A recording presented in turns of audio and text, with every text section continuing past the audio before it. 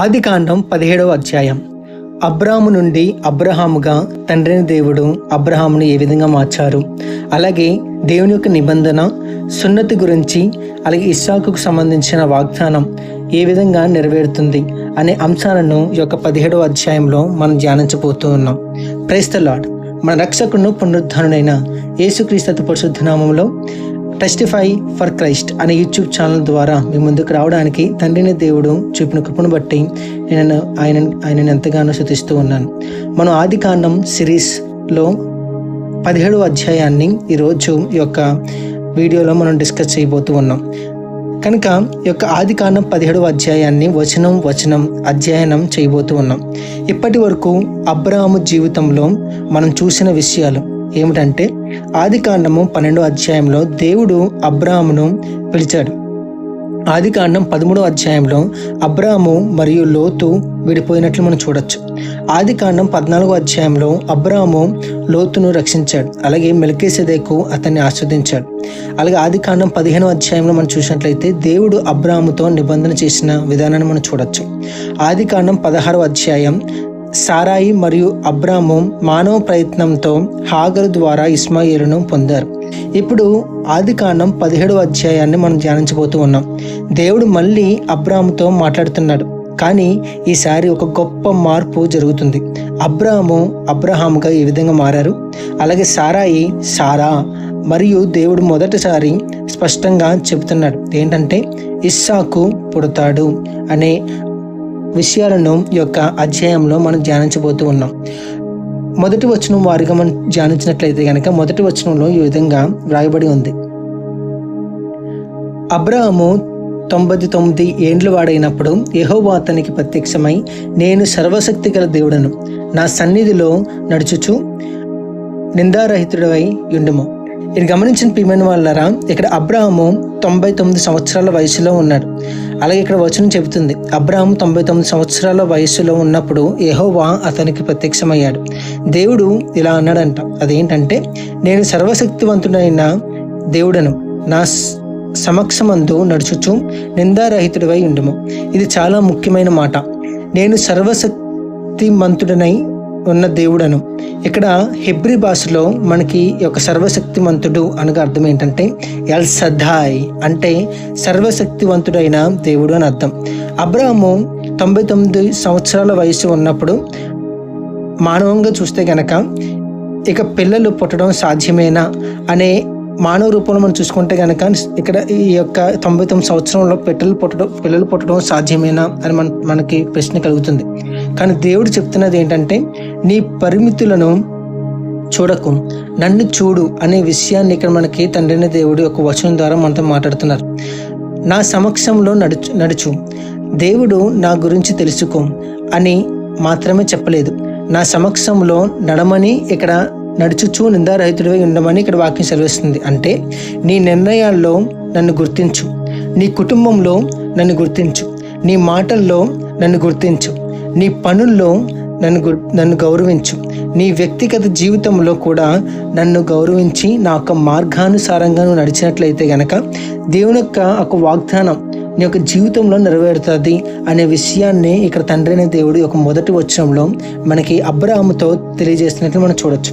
అది 2వ వచనం, నాకును నీకును మధ్య నా నిబంధనను నియమించి నిన్ను అత్యధికముగా అభివృద్ధి పొందించేదనని అతనితో చెప్పాను.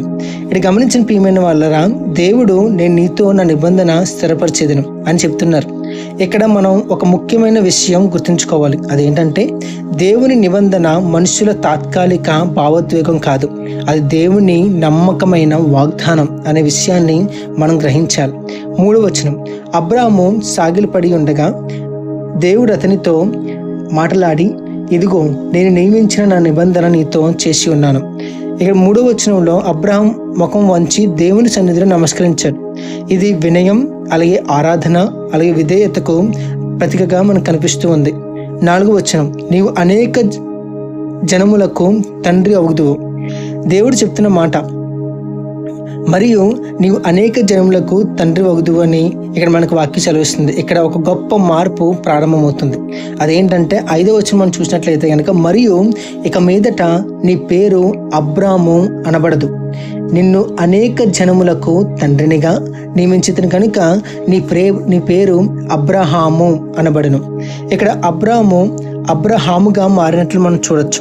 అబ్రాము అనగా అర్థం ఏంటంటే సాధారణంగా గొప్ప తండ్రి అనే భావాన్ని ఇస్తుంది. అబ్రహాము అనేక జనములకు తండ్రి అనే భావాన్ని ఇస్తుంది. పేరు మార్పు యొక్క ఆత్మీయ అర్థం ఏంటంటే దేవుడు అతన్ని ప్రస్తుత పరిస్థితిని కాదు, భవిష్యత్తును చూస్తున్నాడు. ప్రస్తుతం అబ్రహాముకు ఒక కుమారుడు మాత్రమే ఉన్నాడు, ఆయన పేరు ఇస్మాయేలు. అయినా దేవుడు నీవు అనేక జనములకు తండ్రివి అని చెప్తున్నారు.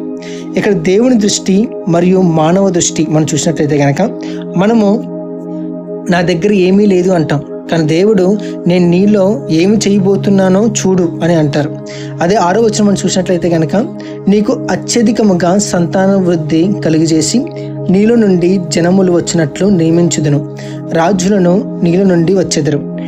దేవుడు అబ్రహామును అత్యంత ఫలవంతునిగా, అనేక జనములకు తండ్రిగా, రాజులు అతని నుండి పుట్టేలా చేస్తానని వాగ్దానం చేస్తున్నారు.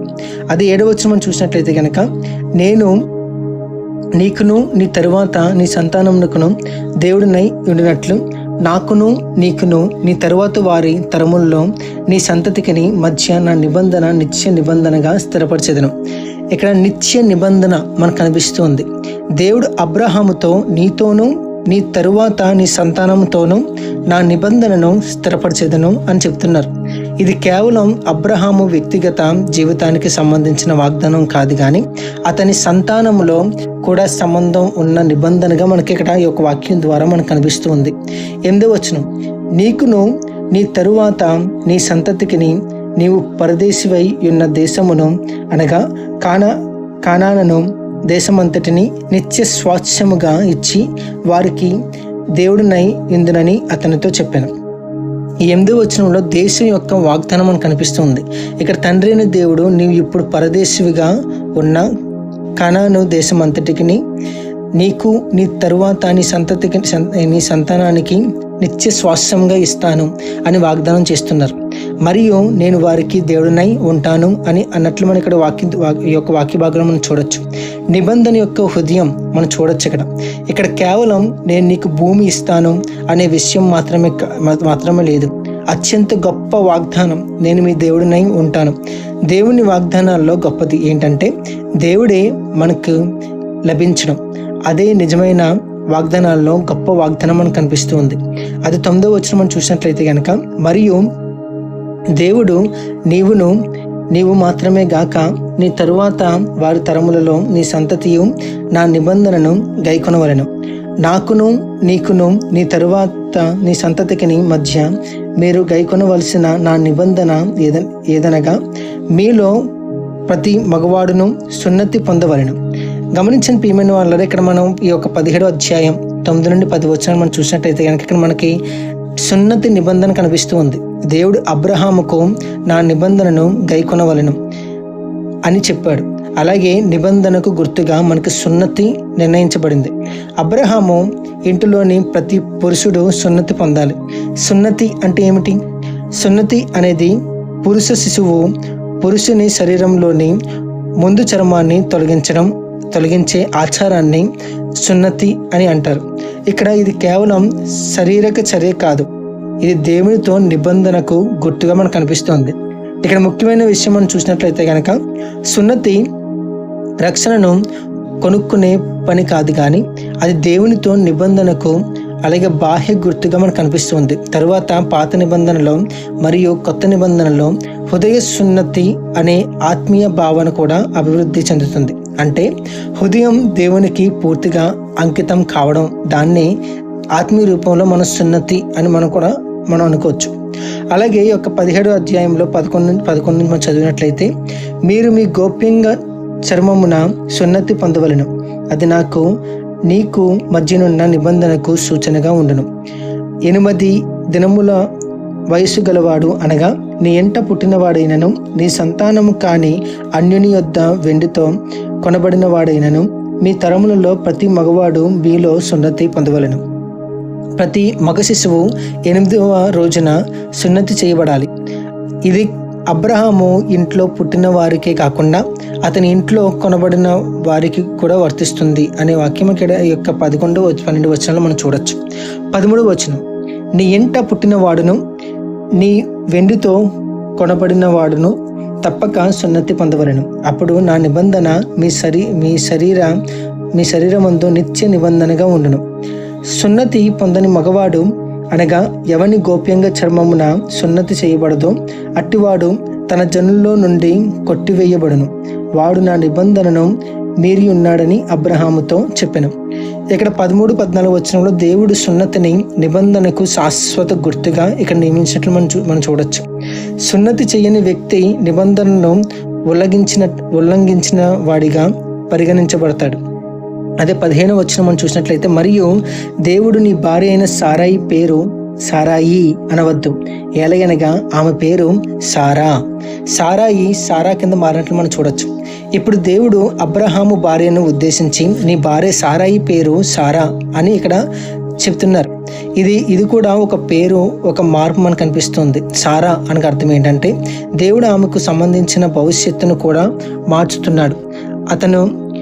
ఆమె ద్వారా ఒక కుమారుడు పుడతాడు అని చెప్తున్నారు. ఇక్కడ 16వ వచనం మనం చూసినట్లయితే కనుక, నేను ఆమెను ఆశీర్వదించి ఆమె వలన నీకు కుమారుని కలిగజేసేదను, నేను ఆమెను ఆశీర్వదించేదను, ఆమె జనములకు తల్లి అయి ఉండును, జనముల రాజులు ఆమె వలన కలుగుదరని అబ్రహాముతో చెప్పాను.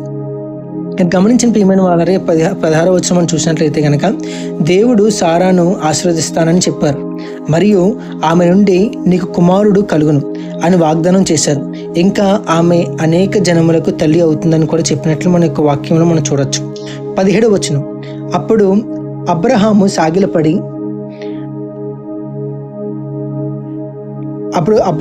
సాగిలపడి 100 ఏండ్ల వానికి సంతానము కలుగున, 90 ఏండ్ల సారా కనునా అని మనసులో అనుకొనెను. ఇక్కడ అబ్రహాము నవ్వాడు. అబ్రహాము ముఖం వంచి నవ్వాడు. అతని మనసులో అతను ఏమనుకున్నాడంటే 100 సంవత్సరాల వయసు ఉన్న వానికి కుమారుడు పుడతాడా అనే ఆశ్చర్యం. సారా కూడా 90 సంవత్సరాల వయసులో కుమారుని కనగలదా అనే ప్రశ్న అబ్రహాంలో ఒక హృదయంలో ఉన్నట్లు మనం చూడొచ్చు. ఇది అవిశ్వాసమా అని మనం చూసినట్లయితే ఇక్కడ అబ్రహాము నవ్విన విషయం ఉంది, తర్వాత సారా కూడా నవ్వుతుంది. కానీ ఈ నవ్వును మొత్తం బైబిల్ సందర్భంలో చూడాలి. అబ్రహాము దేవుని వాగ్దానాన్ని పూర్తిగా తిరస్కరించినట్లు ఈ వచనం చెప్పదు. అతని ఆశ్చర్యం, ఎంత అసాధ్యమైన పరిస్థితిలో ఇది ఎలా జరుగుతుంది, ఇది ఎలా సాధ్యమవుతుంది అనే భావంతో ఉన్నట్లు మనం గ్రహించాలి. అదే 18వ వచనం మనం చూసినట్లయితే కనుక, అబ్రహాము ఇస్మాయేలు నీ సన్నిధిని బ్రతుకును అనుగ్రహించుము అని దేవునితో చెప్పగా, ఇక్కడ 18వ వచనంలో ఇస్మాయేలు గురించి అబ్రహాము ప్రార్థన మనకు కనిపిస్తుంది. అబ్రహాము దేవునితో ఈ విధంగా ప్రార్థన చేశారు. అదేంటంటే, ఇస్మాయేలు నీ సమక్షంలో జీవించునుగాక అని కోరాడు. అతను ఇస్మాయేలును ప్రేమించాడు. అతను తన కుమారుడి కోసం దేవుడిని ప్రార్థించాడు. అదే 19వ వచనం మనం చూసినట్లయితే కనుక, దేవుడు నీ భార్య అయిన సారా నిశ్చయముగా నీకు కుమారుని కనును, నీవు అతనికి ఇస్సాకు అని పేరు పెట్టుదువు, అతని తరువాత అతని సంతానము కొరకు నిత్య నిబంధనగా నా నిబంధనను అతనితో స్థిరపరచెదను. ఈ 19వ వచనంలో మనకి ఇస్సాకు దేవుని సమాధానం చాలా స్పష్టంగా ఉంది. నీ భార్య సారా నీకు ఒక కుమారుని కనును, అతనికి ఇస్సాకు అని పేరు పెట్టాలి. ఇక్కడ మొదటిసారి ఇస్సాకు అనే పేరు స్పష్టంగా మనకి ప్రకటించబడుతుంది. ఇస్సాకు అనే పేరుకు అర్థం ఏంటంటే, ఇస్సాకు అనే పేరుకు అతడు నవ్వును లేకపోతే నవ్వు అనే భావంతో సంబంధం కలిగి ఉంది.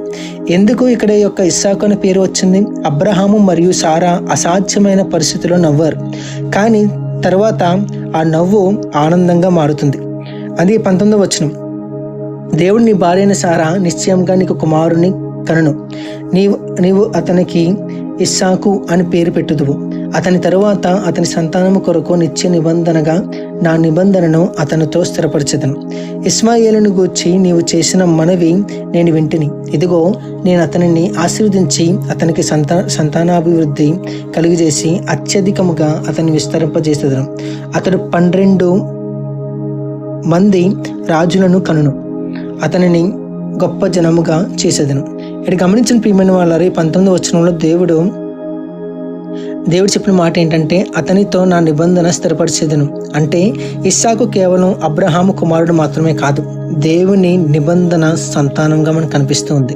అది 20వ వచనంలో మనకి ఇక్కడ కనిపిస్తుంది. ఏంటంటే ఇష్మాయేలు గురించి దేవుని యొక్క వాగ్దానం మనకు కనిపిస్తుంది. అది ఏంటంటే దేవుడు ఇష్మాయేలుని కూడా నిర్లక్ష్యం చేయలేదు, అతని ప్రార్థన విన్నాడు. ఇష్మాయేలు గురించి దేవుడు చదివించిన మాట ఏంటంటే, అతన్ని ఆశీర్వదిస్తాను, అతన్ని ఫలవంతునిగా చేస్తాను, అతని సంతానాన్ని విస్తరింపజేస్తాను, అతని నుండి అనేక రాజులు పుడతారు అని వాగ్దానం చేశారు. చాలా ముఖ్యమైన విషయం ఏంటంటే, ఇష్మాయేలు దేవుని చేత విస్మరించబడలేదు, కానీ నిబంధన యొక్క ప్రధాన వాగ్దానం ఇస్సాకు ద్వారా కొనసాగుతుంది. అంటే ఏంటంటే ఆశీర్వాదం ఇష్మాయేలుకు కూడా ఉంది, కానీ నిబంధన రేఖ ఇస్సాకు ద్వారానే మనకి ఇక్కడ కలుగుతున్నట్లు మనం చూడొచ్చు. అది 21వ వచనం. అయితే వచ్చు సంవత్సరము ఈ కాలమందు సారా నీకు కనబోవు ఇస్సాకుతో నా నిబంధనను స్థిరపరిచేదనని చెప్పాను. దేవుడు చాలా స్పష్టంగా ఆ యొక్క టైం పీరియడ్ కూడా చెప్తున్నట్లు ఈ వచనంలో మనం చూడొచ్చు. నా నిబంధనను ఇస్సాకుతో స్థిరపరిచేదనని చెప్పారు. 22వ వచనం, దేవుడు అబ్రహాంతో మాట్లాడుట చాలించిన తరువాత అతని యొద్ద నుండి పరమునకు వెళ్ళెను. ఈ 22వ వచనంలో దేవుడు అబ్రహాంతో మాట్లాడటం ముగించి అతని దగ్గర నుండి పైకి వెళ్ళినట్లు మనం చూడొచ్చు. అదే 23వ వచనం, అప్పుడు అబ్రహాము తన కుమారుడైన ఇష్మాయేలును తన ఇంట పుట్టిన వారినందరినీ తన వెండితో కొనబడిన వారినందరినీ అబ్రహాము ఇంటి మనుషులలో ప్రతి వారిని పట్టుకొని దేవుడు అబ్రహాము గోప్యంగా చర్మము సున్నతి చేయబడినప్పుడు అతడు 99 ఏండ్ల వాడు. అతని కుమారుడైన ఇష్మాయేలు గోప్యంగా చర్మము సున్నతి చేయబడినప్పుడు అతడు 13 ఏండ్ల వాడు. ఒక్క దినమందే అబ్రహామును అతని కుమారుడైన ఇష్మాయేలును సున్నతి పొందిరి. అతని ఇంట పుట్టిన వారును అన్యుని యొద్ద వెండితో కొనబడిన వారును అతని ఇంటిలో పురుషులందరూ అతనితో కూడా సున్నతి పొందిరి. ఇక్కడ గమనించిన ప్రియమైన వాళ్ళారా, అబ్రహాము వెంటనే విధేయుడయ్యాడు. ఎవరి మాటకి? తండ్రి అయిన దేవుని మాటకి. ఇక్కడ ఒక గొప్ప విషయం మనకు కనిపిస్తుంది. దేవుడు ఆజ్ఞ ఇచ్చారు. అదేంటంటే ఇది ఎప్పుడైతే దేవుడు ఆజ్ఞ ఇచ్చారో అబ్రహాం వాయిదా వేయలేదు. అతను ఇష్మాయేలును తన ఇంటిలోని పురుషులను తనతో ఉన్న వారిని అందరికీ సున్నతి చేయించాడు. అలాగే అబ్రహాము వయసు మనం చూసినట్లయితే కనుక అబ్రహాము 99 సంవత్సరాల వయసు సున్నతి పొందాడు. ఇష్మాయేలు 13 సంవత్సరాల వయసు సున్నతి పొందాడు. అబ్రహాము యొక్క విధేయత మనకు కనిపిస్తూ ఉంది. దేవుడు చెప్పినది చెయ్యాలి. అబ్రహాము రేపు చేస్తాను లేకపోతే ఎల్లుండి చేస్తాను అని దాన్ని వాయిదా వేయలేదు, అనలేదు. అదే రోజున చేశాడు. ఇది విశ్వాసం యొక్క ముఖ్యమైన లక్షణం. విశ్వాసం కలిగి ఉంటే గనక అందులో విధేయత అనేది మనకు కనిపిస్తూ ఉంటుంది. విశ్వాసం లేకపోతే కనుక అందులో విధేయత అనేది మనకు కనిపించదు.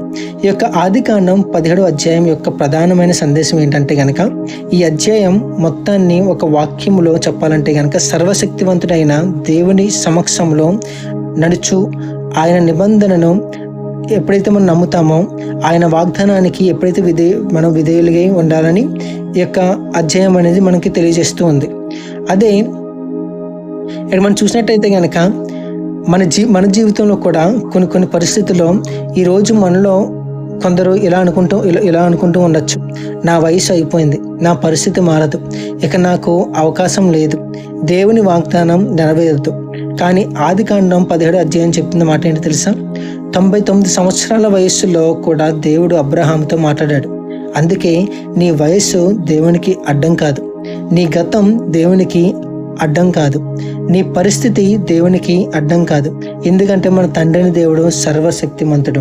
ఎల్సదాయ్ అనే దేవుడు మన తండ్రి అయిన దేవుడు. ముగింపు ప్రార్థన. పరలోకమందున్న మా ప్రియ తండ్రి, నేను ఆమె లెక్కలేని వేల స్తోత్రాలు చెల్లించుకుంటున్నాను. ఆయన గడిచిన కాలము సమయం నీ సజీవ రెక్కల కింద మమ్మల్ని కాచి కాపాడిన విధానం బట్టి నీకే వందనాలు. ఈరోజు యొక్క ఆదికాండం 17వ అధ్యాయం ద్వారా మీరు మాతో మాట్లాడిన విధానం బట్టి నీకే వందనాలు. నీవు సర్వశక్తిమంతుడు అని నీ నిబంధనను, నీ వాగ్దానాల విశ్వసనీయతను మాకు నేర్పించినది నీకే వందనాలు, స్తోత్రాలు. తండ్రైన దేవ, అబ్రహాముతో నా సమక్షంలో నడుచు అని చెప్పినట్లే మేము కూడా ప్రతిరోజు నీ సమక్షంలో నడిచేలా మమ్మల్ని సరిదిద్దని ప్రభువేసి మమ్మల్ని నడిపించండి నాయన. మా పరిస్థితులు అసాధ్యంగా కనిపించినప్పుడు నిన్ను మాత్రమే చూడటానికి మాకు సహాయం దయచేయండి. నీ వాగ్దానాలు ఆలస్యం అయినప్పుడు నిరుత్సాహపడకుండా నీ సమయాన్ని నమ్మే విశ్వాసాన్ని మాకు దయచేయండి. మా హృదయాలను శుద్ధి చేసి నిజమైన హృదయ సున్నతితో నీకు అంకితమయ్యే కృపను మాకు దయచేయండి. అబ్రహాములాగా నీ మాటకు వెంటనే విధేయత చూపే హృదయాన్ని మాకు దయచేయని ప్రభువేసయ్య. మా జీవితంలో నీవే సర్వశక్తిమంతుడవై దేవుడవని గుర్తించడానికి సహాయం దయచేయండి. ఇస్సాకు ద్వారా నెరవేర్చిన నీ వాగ్దానాలను, యేసుక్రీస్తు ద్వారా ఇచ్చిన రక్షణను గుర్తు చేసుకుంటూ నీకు కృతజ్ఞతాస్తుతులు తెలిపే ఇప్పుడు మాకు దయచేయండి ప్రభువేసయ్య. మా కుటుంబాలను, మా భవిష్యత్తును, మా సేవను నీ చేతిలో ఉంచుతున్నాం ప్రభువేసయ్య. మీరు మమ్మల్ని నడిపించండి ఆయన. మీరు గొప్ప కార్యం చేయండి. ఈ యొక్క మాటలు ఎవరైతే వింటున్నారో అందరూ మీరు దీవించండి, ఆస్వాదించండి. నిత్యం మీరు మహిమ పొందుతారని నజరేయుడైన యేసుక్రీస్తు పరిశుద్ధ నామములో మిక్కిలి వినయం కలిగి ప్రార్థన చేస్తున్నాం తండ్రి, ఆమేన్. ఈ యొక్క ఆదికాండం 17వ అధ్యాయం మనకు ఒక గొప్ప సందేశాన్ని మనకు నేర్పిస్తుంది. అదేంటంటే అబ్రాము దేవుణ్ణి కలిసినప్పుడు అతని పేరు మారింది. అతని పేరు మారినప్పుడు అతని భవిష్యత్తు గురించి దేవుని వాగ్దానం మరింత స్పష్టమైంది. సున్నతి ద్వారా నిబంధనకు గుర్తు వచ్చింది. సారాకు కూడా దేవుని వాగ్దానం వచ్చింది. ఇస్సాకు జన్మించబోతున్నాడని దేవుడు స్పష్టంగా ప్రకటించాడు. అన్నిటికంటే ముఖ్యంగా దేవుడు చెప్పిన మాట ఏంటంటే, నేను సర్వశక్తిమంతుడైన దేవుడను, నా సమక్షమందు నడుచుచు నిందారహితుడై ఉండుము. ఇది మొదటి వచనంతో స్టార్ట్ అయింది. మీ పరిస్థితి కూడా ఎంత అసాధ్యంగా కనిపించినా మన దేవుడు సర్వశక్తిమంతుడు. మీ ప్రార్థనలో ఇంకా సమాధానం రాకపోయినా దేవుడు మిమ్మల్ని మర్చిపోలేదు. మీ భవిష్యత్తు మీకు కనిపించకపోయినా దేవునికి అది ఇప్పటికే తెలుసు.